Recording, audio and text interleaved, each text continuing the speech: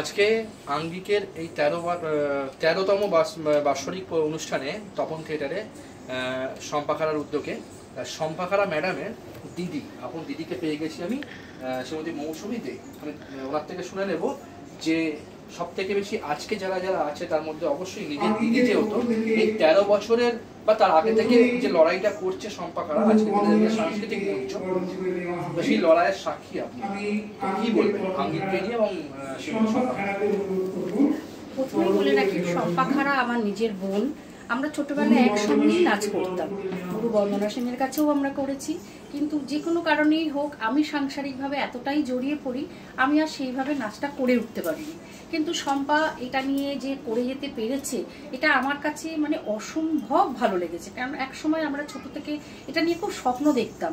এবার মেয়েদের তো যার যেটা ভালো লাগে তার তো একটা সেই স্বপ্নর জায়গায় পৌঁছানোর লক্ষ্য থেকেই থাকে।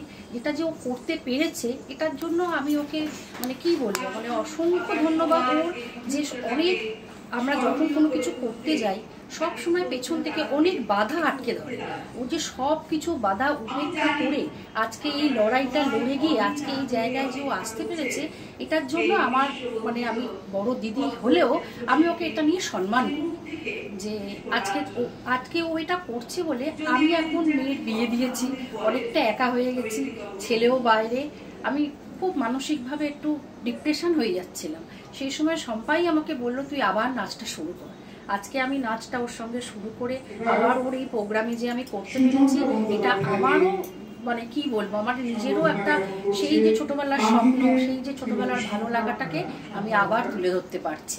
এটা ওর জন্যই আমার সম্ভব হয়েছে। অসংখ্য ধন্যবাদ, ভালো থাকবেন। আমরা চলে যাচ্ছি পরবর্তী পর্যায়ে। আরো যারা